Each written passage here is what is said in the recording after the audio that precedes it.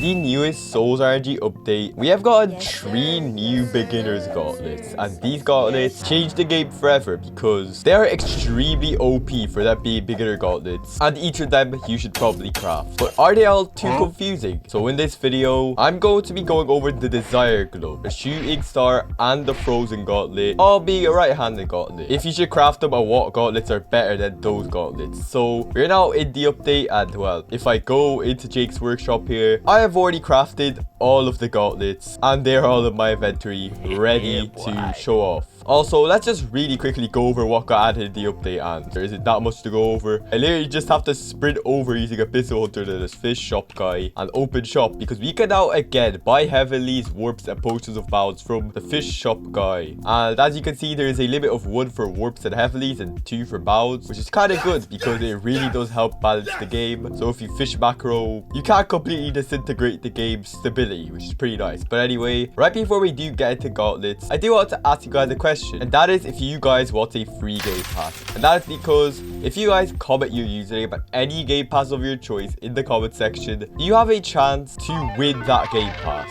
which is kind of crazy, and it's so good that I'm actually losing money on Roblox here. I only have like 1k Robux before like 20,000 subscribers, and that giveaway I was at like 10k, so I'm basically broke, which is great. And because of that, I cannot be giving away Fisherman chest trees anymore because I simply don't have enough Robux, plus the metrics of the last videos aren't really that good. But for this video at least, I will be maximum giving out Fisherman chest 2s because yeah, you still have a chance for like 8 heavenlies. And if you want the highest chance of winning, please subscribe, comments, like, turn on notifications, and share the video to make sure you do not miss out. And of course, you help me support these giveaways because I'm literally going under with all this. So you know what, let's just load in all the comments here and find out who's the winner. And I'm actually scared. I literally can't even give away Fisherman chest trees anymore because I've run out. Thank you so much, Ikelio, for not trying to get the most expensive game pass. VIP, that is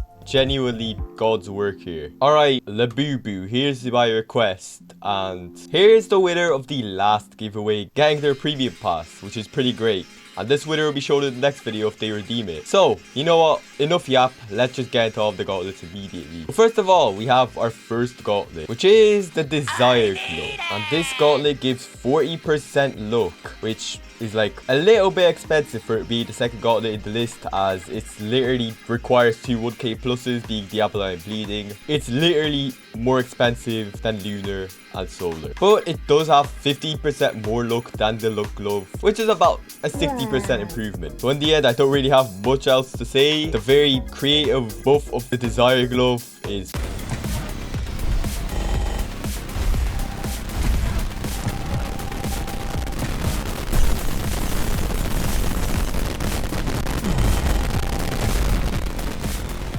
so in the end, my verdict is to craft this along with other gauntlets like Gemstone and of course Solar and Lunar, because you don't really need any of these or add the low rarity, so it's pretty worth it to do that, and you should definitely craft it. Okay, why is this guy alright, so let's move on to the next gauntlet, which is the Frozen Gauntlet. And I have no idea why this guy keeps on doing this to me. I'm not sure why people are upset with doing this. They're just really weird. So this gauntlet looks a little bit confusing for new players and really different, and it gives an insane 150% luck while being kind of expensive, requiring an entire permafrost. There's like 1 in 23.5k in snowy and nearly 1 in 100k outside of it, which is crazy. And yeah, the 150% luck is crazy, but it literally makes you lose 25% roll speed. All that could be pretty confusing for new players. It's actually pretty good, especially because it is basically a Sub-Zero device, but if you reverse the roll speed. I'm not gonna lie, rolling at 1.25 seconds itself 1 second, so basically this is normal roll speed, and this would be how much you'd roll this gauntlet on, which is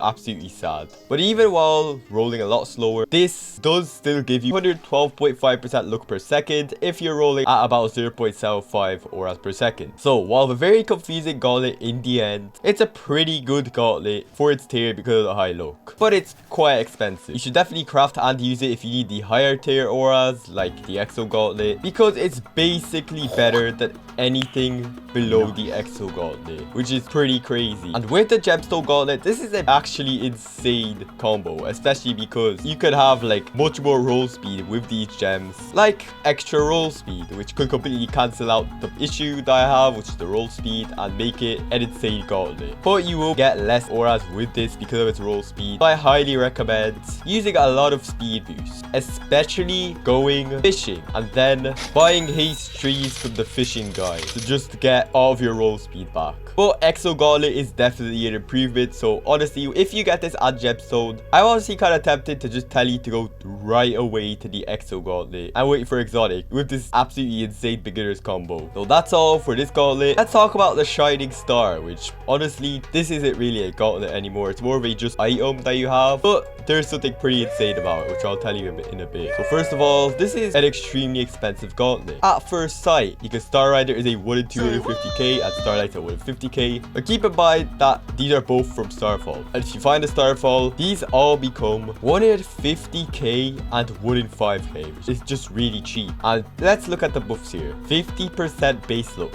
which is really mid for a right-handed gauntlet, especially in this range. Basically just a solar device. But if you're in Starfall, you get 250% base look. That's literally the Galactic Device, a gauntlet that literally requires a galaxy, which is a 1 billion plus. You of course don't get the roll speed, but again, with Gemstone Gauntlet, you can kind of get it back, which means that you basically just get a free Galactic Device for so much less of the cost. This is so insane that honestly, it's literally better than Sub-Zero if you're in Starfall, and only the Galactic Device actually beats it. That's actually just crazy. In the end, put your stuff aside for this gauntlet, hold on to your Star Riders and Starlights while making other gauntlets like, I don't even know, Exo or Sub-Zero, and just join as many Starfall servers as you can with this thing. Maybe use the private server channel, the Souls RNG Discord in the Biomes tab to just try and get as many of them as you can. But it's so insane that only the Galactic Device is better than this gauntlet and everything above it if you AFK in Starfall with Gemstone. So in the end, each gauntlet is pretty good for its level, but there are a few specific cases where each gauntlet is better and worse. Desire Glove, which looks kind of bad compared to all the other gauntlets, honestly, is a nice step up from the pretty old Luck Glove.